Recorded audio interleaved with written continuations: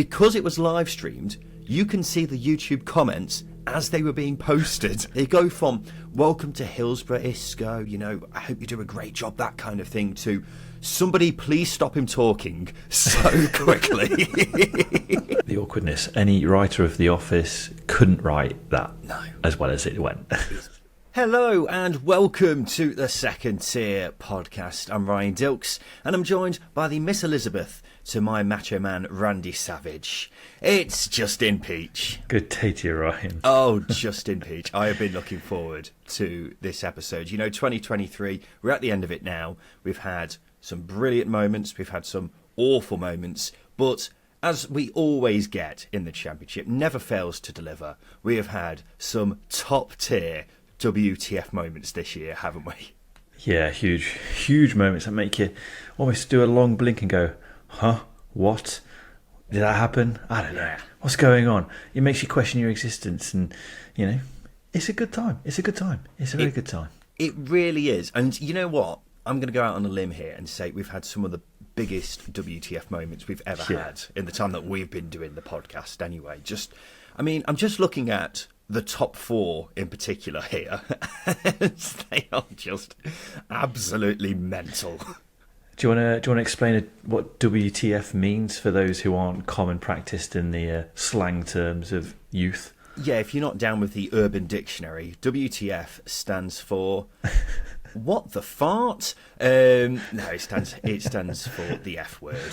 And that's basically what we're talking about here. Welcome to the number one Championship podcast, the Second Tier. Thank you for joining us wherever you are. Yes, we're counting down the 10 biggest WTF moments in the Championship this calendar year. So I tell you what, Justin, shall we just dive straight in with it and go with what we have as number 10? In number 10, we have Sunderland's Luke O'Nien giving Jacob Sorensen a big old kiss on the lips. We start off with a man who is responsible for providing us with plenty of content in 2023. Of course, he was the winner of the Second Tier Shithouse of the Year award in 2023 as well. So let us set the scene. It's Norwich v Sunderland at Carrot Road back in March. Actually, Justin, why don't you describe what happens here? The storyteller I am. I can certainly have a go with it. Yeah. I can't even remember what the score was. I can only remember what happened. I think Sunderland were 1-0 up in the 80th minute at the stadium. It's whatever gets that sort of shithousery out of an individual. So there was a slight shove from Luke O'Nien on Jacob Sorensen into the hoardings. Nothing major. A bit playful. And Sorensen rightly takes exception to it. No one wants to be pushed into an inanimate object. That could potentially damage you. And they both hold on to each other. In an act of emotion, an instinct, however you want to describe it. And Luke O'Nien plants a peck on Jacob Sorensen on the mouth. It was a mouth kiss.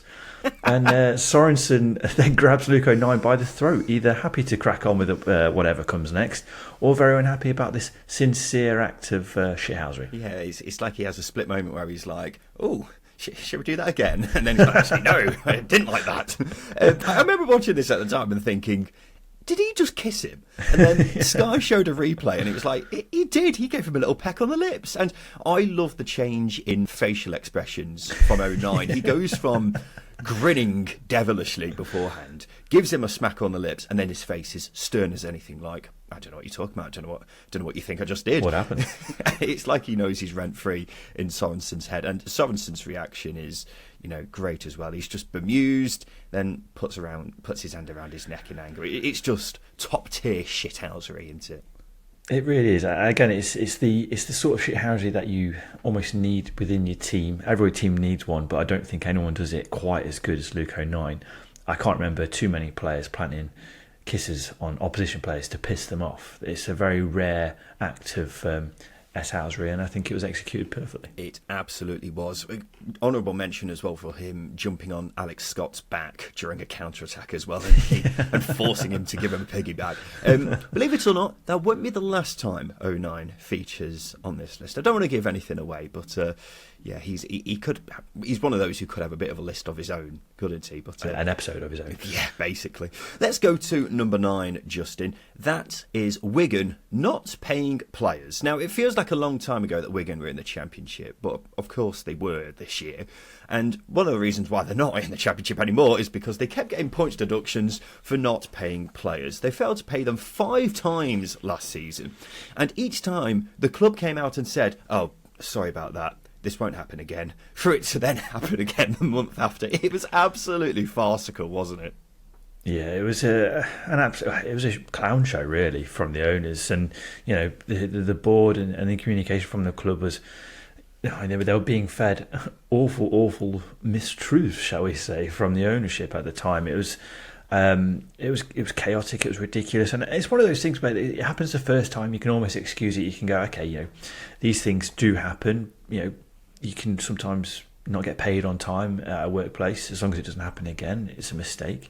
You can let it slide. Then it happened the second time, and then you go, right, okay, something's not quite right here. And then a third time, and then a fourth time, and it just feels like the owners are then starting to take everybody for a ride. But I think that the worst thing about this is the excuse was the same over and over again. It was just over and over again, recycling the same bullshit repeatedly. This cannot happen again, almost on each occasion.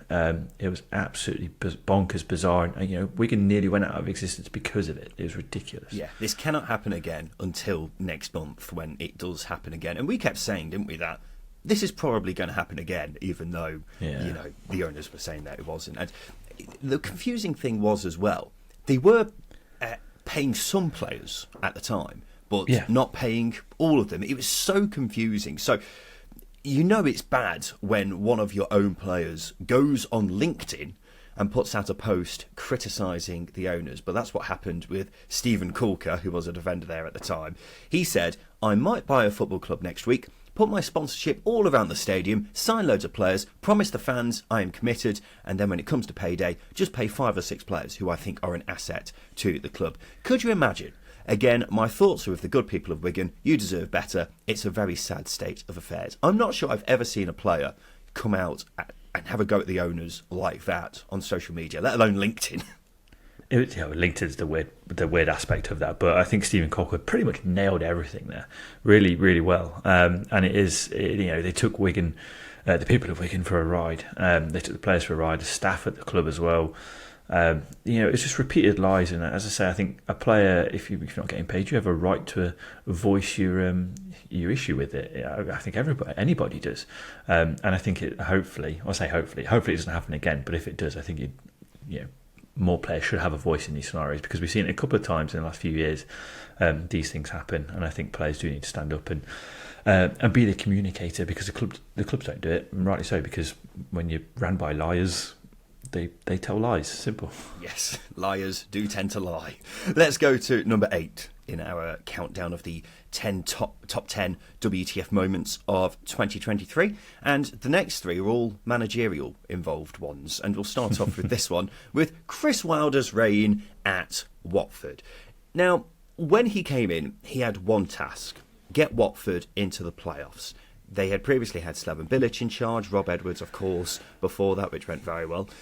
So Chris Wilder here had a great chance to get Watford into a position that they weren't in under the previous 2 managers. And they definitely didn't do that. 11 games in charge, 3 wins, 3 draws, 5 losses. It was a disaster. Keep in mind, by the way, this wasn't the Watford team of this season. They had João Pedro, Ismail Assar, some very good players, and it just went completely tits. And during that time, we had a lot more moaning from Chris Wilder than we had actual good performance, didn't we, Justin? Yeah, but I mean, rightly so. I think he said what everybody was thinking. All the supporters were probably thinking the same thing. I think you just needed someone to go in with a fire extinguisher and just spray everybody with this home truth of these players aren't putting their effort in, which is essentially what he said. I think it's one of those situations as well. They've gone through 3 managers in the season, 3 good managers. Rob Edwards eventually got promoted with Luton. Slaven Bilic is a good manager in his own right. He's had good experience in the Premier League, got promoted from the Championship with West Brom, and then Chris Wilder's done wonders with the likes of Oxford, Northampton, and then Sheffield United. So these are good managers. These aren't crap managers at this level. So when you've got your own manager coming in, openly criticising the players, knowing he's not sticking around at the end of the summer, labelling them petulant despite their only being there for 63 days is quite an extraordinary turn of events. But like I said, he said what everybody was thinking, and I think everybody needed to hear it. And I think Wilder, if Watford go on a promotion run, I think Wilder set the foundation for it. I can see what you're saying. I think you're absolving Chris Wilder of quite a bit of the blame when I think he also deserves some of the blame as well. He'd spent so much time blaming the players, the setup at Watford as well. And it didn't seem like he ever wanted to be there. And he was only there for 2 months. And 1 month into the job, there were reports he was going to get sacked, which forced the club into putting out a statement saying that wasn't true. But that just goes to show how well it was going after that 1 month into the job. It was a 2-month spell where no one came out as a winner. Chris Wilder's stock had plummeted after this. Watford were even further away from the playoffs than they were when he came in. And the club hierarchy got a lot of flack for this all going round in this big disaster. This big disaster circle that is called Watford, I think would be the best way to describe it, because this a making of their own doing. They sacked a good manager in Rob Edwards who hadn't set the world alight at the start of the season, but they jumped the gun and lost their bottle a little bit and sacked Rob Edwards, and he got their nearest rivals promoted, and Slaven Bilic came in. I think Chris Wilder was right to pointing the finger at everybody at the football club, because I do think it has helped massively. But just the things he was coming out with, I don't think we've seen a manager not give a shit as much as Chris Wilder did during that reign. Yeah, he's always been a bit of a straight-talking bloke, hasn't he? But he took it to new levels during such a short spell at Watford. Let's go to number 7. This is Isco Munoz's reign at Sheffield Wednesday. Is that your dog barking, Justin? Is he? I do apologise. Is he he's pissed off about Isco Munoz's mention as much as everyone else at Wednesday? He's kicking off at the same. He's thinking that's a disaster. It's all Chansiri's fault for not building on the good times, and he's a Wednesday fan. Let's point that out. Oh, okay. He's not. I didn't realise. As soon as I mentioned Isco Munoz, he's going fucking shit. In dog terms, he's telling all the dogs in the neighbourhood that Isco Munoz is his dog tribe. Well, let's just remind everyone of how it went. 10 league games in charge for Isco. 0 wins, 2 draws, 8 losses, 5 goals scored, 18 conceded. The joint worst start to a season by any manager in Championship history, and it was an unmitigated disaster. It's the definition of disaster. I'm glad you pulled me in like that, because this was like the film Poseidon. I don't know if you've seen it. You probably haven't, because you.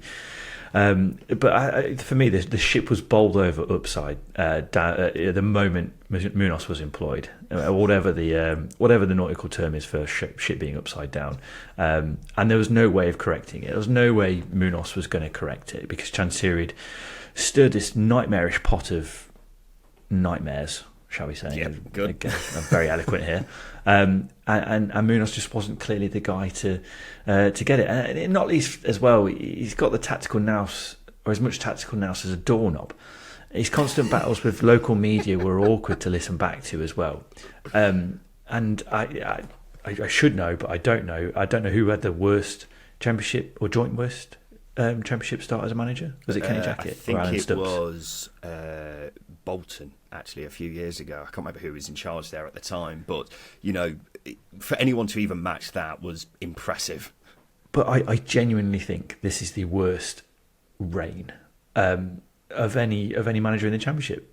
Isco Munoz. This was genuinely quite astoundingly bad, because they were hopeless. And Danny Rule, I mean, he's shown what he can do. I think he's doing a good job. Even if he was doing an okay job, it would still be deemed an incredible job, because Munoz's bar was set so low.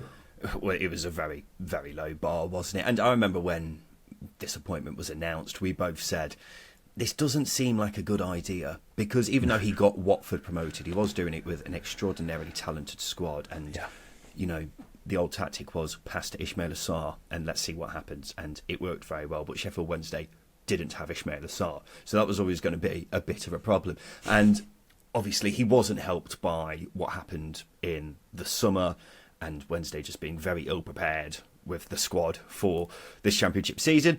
However, he always looks like he was pretty out of his depth in that situation at Wednesday, and it wasn't really a surprise that he went as completely tits up as it did, unfortunately.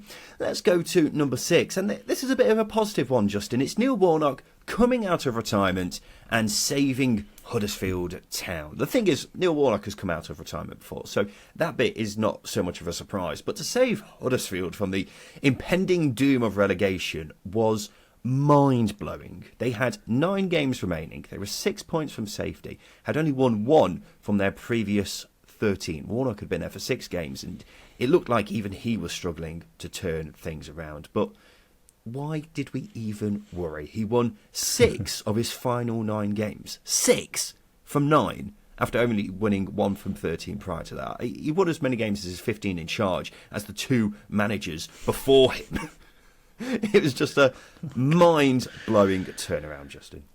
It really was. If I remember rightly, I mean, we conceded that Huddersfield were going to go down to sort of late February, early March. We conceded that Huddersfield were going down. The local journalists conceded that Huddersfield were going to go down because there was just no light at the end of the tunnel. Warnock couldn't get the team to click.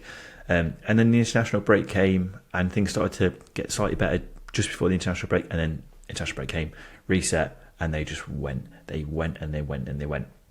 And that turnaround genuinely is, for me, since covering the Championship on this podcast, one of the best turnarounds in form that I've seen. Because the squad wasn't built to be it's not a Championship squad. It wasn't capable of performing at the heights that it did under Neil Warnock and being so ruthless in and out of possession, as Neil Warnock sides always are. They were stubborn. All the traits that Neil Warnock has as a manager were put into that Huddersfield team, and it was a near perfection of, or a near perfection of what Neil Warnock is as a manager, in a sense, and it carried them through. And as I say, he's a special manager. It takes a special manager to do that, and he did it. He turned it around. It was like he was just waiting for those final 9 games. He was like, okay, I'll start trying now. And then he just wanted to make it as dramatic as possible, didn't he? But you're right. I don't think anyone gave Huddersfield much of a chance of staying up there. I mean, I know some Huddersfield fans were giving us stick for saying that they were down at that point, but everyone was saying they were down. Pretty much every Huddersfield fan was down, saying they were down at that point. But that just goes to show what a ridiculous job that it was that Neil Warnock did, and I look forward to him doing exactly the same thing in March of 2024. Let's go to number 5 on our countdown of the 10 biggest WTF moments of 2023. Actually, you know what, Justin? We'll take a break. Then we'll go on to our top 5.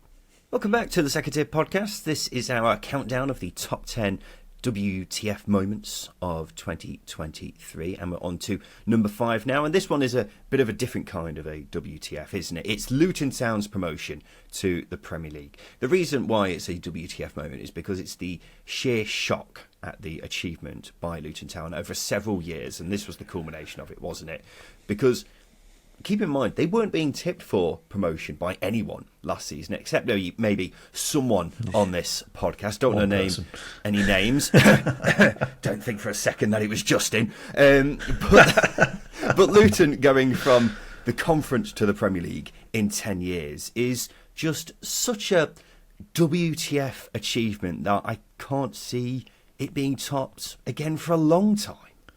It's just one of those situations where even when they're in the playoff final and Fankati Darbo's lining up for that penalty, you're still thinking that they can't, because the story is just so unbelievable.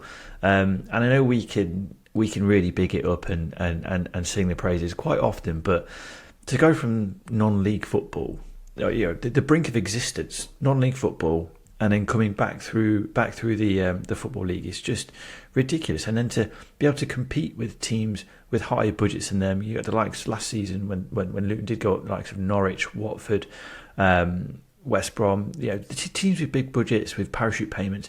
They competed and they bettered them, and that's not to take anything away from Coventry's achievement, who also got into the playoffs at the point. But Luton's rise is just out of this world. It shouldn't have happened, but it did, and it's down to the incredible work that goes on behind the scenes of the football club. Yeah, to get promoted in the way they did as well was just crazy. I mean, Coventry's Fankati Darbo spooning that penalty and then getting released days afterwards was absolutely brutal. And also, the I suppose the trauma, for the lack of a better term, on the day as well, with Tom Lockyer collapsing. I mean, of course, he collapsed quite recently as well, but everyone seems to forget that he also did it during the playoff final in May as well. So there was just so much to that final in itself, but then all the narratives from Luton's promotion, Pelly Ruddock and Panzu going with them from non-league to the Premier League, and Kenilworth Road, I think that one speaks for itself. There's just so much to this wonderful story. And, I will unashamedly admit, as a neutral, I am desperate for Luton to stay up in the Premier League in 2024, because it would just be such a magical story and, be a great reward for them after all the hard work that's been put in over the past decade. Let's get off all the sappy shit and talk about some proper nutty moments in 2023, Justin. This top four is pretty mad. Let's be honest. We'll go to number 4, which is Luke O'Nien saving a dog. Yes, it's Sunderland's Luke O'Nien again, except this isn't anything to do with him being a shithouse on the pitch. This is him being a saint in real life. So, Justin, I'm going to ramble a bit here, but I remember seeing this on X, formerly known as Twitter, and it was a screenshot of a Facebook post. So when you see anything like that, you've got to take it with a pinch of salt. But then local media clarified the story, and it turned out to be true. So this post came from someone called Jeff Gowland. A Labrador had apparently gone into the sea and gone under the water before it was pulled out by its owner, and a man ran over, started pumping the dog's chest until it coughed up water and got to its feet again. Jeff, who wrote the post, says he recognised him even though other people on the beach didn't. It's just such a nice story, but so bad at the same time. A nice story that makes you have to reread it 3 times and go, what? You question yourself, your own sanity. How often does Luke O'Nien perform dog CPR to know what to do in that situation? It might seem pretty routine thing, but clearly he was the only person on that beach who knew how to perform CPR on a canine. It's just again, it's just mind blowing. Like what? And again, this post the incident, the chant the supporters came up with, he'll shoot, he'll score, he'll save your Labrador. What's going on? I forgot about that. I think it's just absolutely perfect. And I'll be honest, I'm disappointed I don't hear it still in the stadium, because that is such a unique chant and situation to be in. And glad the dog walked away and Luke O'Nien gets hero status. It's such a story. It's just ridiculous. It's absolutely mental, isn't it? I mean, he's such a character in himself. If this happened to, I don't know, any average championship footballer, you'd be like, okay, yeah, that's a bit strange. But it's Luke O'Nien, who is just absolutely mad. But just finds himself in these situations.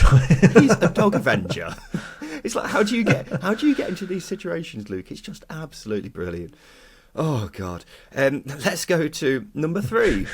Which is one which is still happening in front of our eyes at this very moment. It's John Eustace's sacking at Birmingham and Wayne Rooney's appointment, which followed. I mean, I'm sure we're all very aware of what's happening here. Birmingham City sat 5th in the table after 7 consecutive seasons where they finished in the bottom half. So, incredible achievement by John Eustace to get them to that stage. So what's the most sensible thing to do in that situation? Sack the manager who got you to the dance in the first place, and it's a decision which has been made to look worse and worse as the weeks go by. Yeah, it's Gianfranco Sola Part 2, isn't it? It's the sequel you don't want to watch, and it's, as you say, it's happening right in front of our eyes, and it's crazy that it's Birmingham again that have put themselves in this situation with different owners. Obviously, rumours did circulate in the summer, didn't they? And you get that quite a lot with new owners anyway. There's always not discontent, but there's always noise around the future of your current manager. So when September rolls around, and Birmingham are in a really good place at this point. John Eustace has got them clicking. They are playing well, and they are where they should be in the league, in and around sort of mid-table, just outside the playoffs. Your head goes into your hands from a neutral perspective, definitely. And then the reasoning, the front foot, no fear football. Yeah, I don't think there's a bigger act of self-sabotage in the league this season, maybe even this decade. It's just ridiculous. It's pointless. A pointless situation to put yourself in. Yeah, and it seems like what reports were saying at the time, and what it just seems like the only reason to do this was because they wanted a bigger name in charge. Not, anything to do with managerial ability or what they've done in the past, just purely because they thought, we want someone who's a big name in charge of our football club. Is it to do with, potentially making a documentary down the line or something like that? I mean, who bloody knows at this stage? But why? Why did they decide to? I mean, obviously the old saying is, if it's not broke, don't fix it. And for some reason Birmingham did, and they've definitely not fixed it, have they? No, they haven't. They've made it a hell of a lot worse. And to think as well that this pips Tom Brady coming into the football club as a what the fuck moment, I think just goes to show how downright stupid and questionable this is. A proper WTF heads gone moment from the owners. It's just, it's a scenario they didn't need to do. They could have done it at the end of the season and given Rooney a full pre-season and allowed Eustace to move on with his stock still high and the club in a safe position. But no, they're staring down the barrel. Yeah, and the owners had done such a fantastic job up until that point, hadn't they? They'd done so well in making Birmingham fans believe again, making them appreciate what the owners are trying to do. And this was a fantastic way to undo that all very quickly. And now I don't know what the consensus is around Birmingham supporters, but I imagine a lot of them have had their trust in these owners damaged quite considerably by this very simple decision that they did not have to make. Let's go to our top two. And this top two is fantastic. It could have been either one who won this year, but it had to be number one, I'm afraid. But number two is a very worthy winner in its own right. It's Gareth Ainsworth's Hacker. I don't know how many times I've watched this video this year, but it may be in the region of triple figures. So for anyone who hasn't seen it, Gareth Ainsworth got an authentic Maori in to do the Hacker with the QPR team as part of a team bonding thing. So they bring him in as a surprise, and he's doing his thing, making noises and doing a little dance, and the camera pans to the players who look at him like he's just bent over and shat in his hand. I've never seen a group of men who look less impressed than this group of players right here. If just one of the players in the video was smiling, it would be so much less awkward, but instead they're all just glaring at him, and it's so funny. It's so awkward as well. But who signed off the video? Who said, yes, this is a great bit of content, let's record this? And then who edited it and gone, let's put this out without just focusing on the players' faces within the video as well. No one at any point has gone, yeah, maybe we shouldn't do this, maybe we shouldn't put this out. The thing is, if you watch that video again and again, just focus on a different player each time, and you will piss yourself. It's just awesome. I was going to say, I think I do remember Sam Field. I think it's Sam Field. He's chuckling, like he's laughing, like he's covering his mouth. There's a few people sniggering at the back, but that's what I mean. If one of those players who was sniggering at the back was at the front, it would be a little less awkward. But you've just got these 10 players at the front who are just like, what on earth is happening here? But then the moment where it cuts to Gareth Ainsworth doing the Hacker himself as well, I think is so, like, he's so stiff doing it. it's such a dad at a wedding disco, isn't it? Like, God, he's doing the cha-cha slide. Oh, dearie me. You may as well have done that, because that's how it would have had exactly the same impact. I mean, fair play to the Hacker man, because not only did he become a meme, but I mean, how often does he get gigs at football clubs? He's gone, no, this is easy money. Yeah. It's just, honestly. Yeah. And may I remind you, by the way, this happened after they lost 3-1 at home to Blackburn in his first game in charge. They would go on to lose their 5 of their next 6 after this, so it clearly didn't work very well at all. But at least we got a great moment out of it. So thank you, forever, a forever moment. Never gonna forget.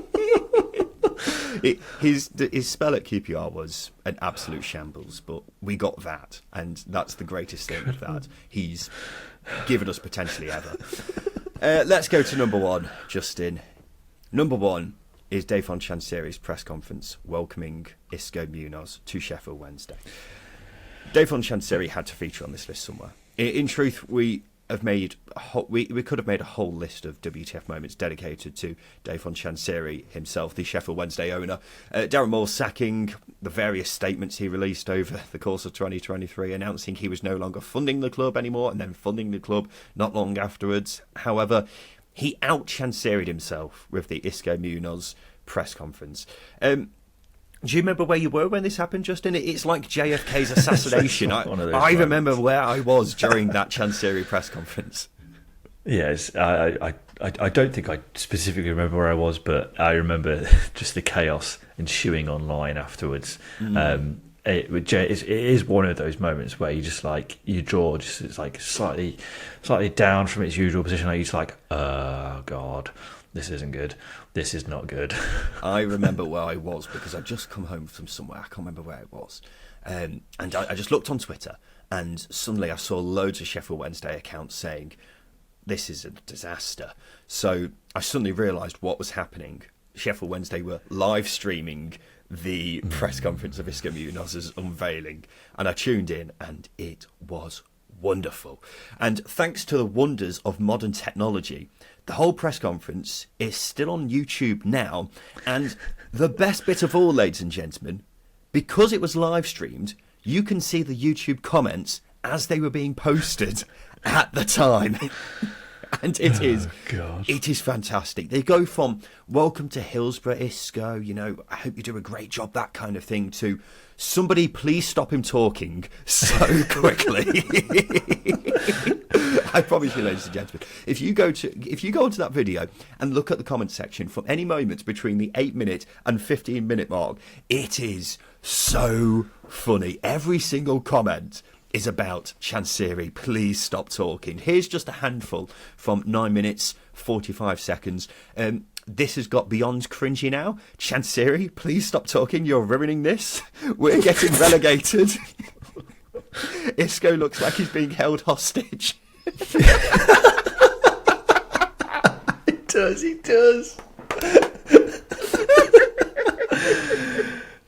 Did you have some, keeping Justin? Me well. Did you have some? Yeah, the one I got was like, this is embarrassing, and another one is like, I can't remember the question, but it's just being held hostage. It's like Munoz is like, captain's treating me well, I'm well fed, I'm all right, and then finally gets released in October, doesn't he? Poor son, poor man.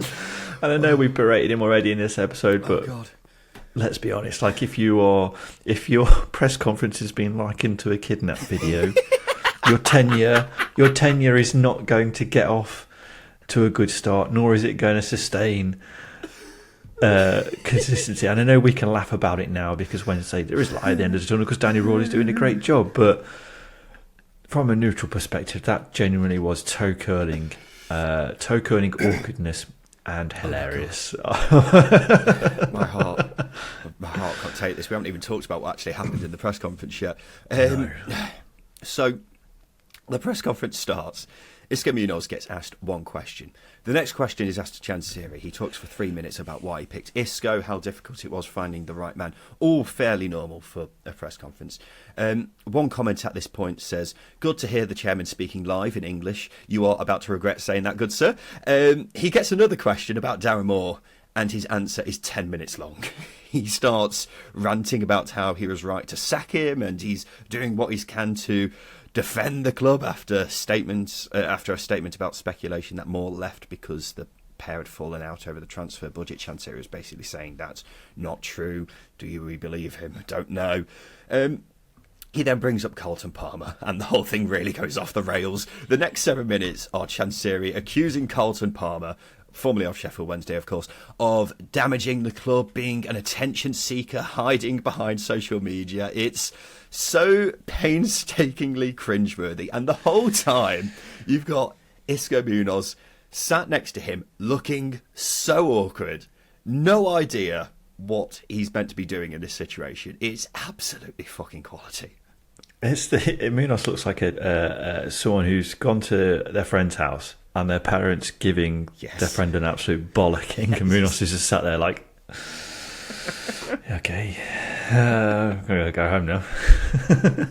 It's so true. It's so true. His face does not change throughout the whole thing, and he is just looking down like, I've made a big mistake here. Why have I decided to do this? To be fair to Munoz, though, he does draw a line at some point where he says, "Look, we need to look to the future. We can't dwell on the past." He does do a good job of press conference, Justin. that's fair. But he does a good job of trying to steer the conversation away from Chansiri, Carlton Palmer, and Darren Moore, and focus on the future. But I can't remember what he said. I don't know what he said. No point in wondering what he said, because everything that preceded it before it is just burned into the mind. Honestly, I'm telling you, dear listener, if you want just 10 minutes of pure entertainment, go on YouTube, look at the comment section of this press conference as it happens from 8 minutes to 15 minutes. It's absolutely amazing. You couldn't write the awkwardness. Any writer of The Office, US Office, any awkward sitcom writer that loves to thrive on the toe curling aspect of comedy couldn't write that as well as it went. It's beautiful. I also love as well when he asks, he forgets Carlton Palmer's name. He calls him Carl Layton initially, and he turns to the press officer who's off the screen and says, "What's his name again?" And you can just see, you can just imagine the press officer is just like, "Carlton Palmer, yeah." And he's just like, "I have no idea what to do in this situation. I am out of my depth here." He deserves the press officers at Sheffield Wednesday deserve a fully inclusive paid holiday. Because what they have to put it with. Yeah, they deserve to leave the club and find a job that isn't as volatile and crazy as it is at Hillsborough, honest. It's just exceptional. Absolutely exceptional. There we go, ladies and gentlemen. The top 10 what the fuck moments in the Championship of 2023.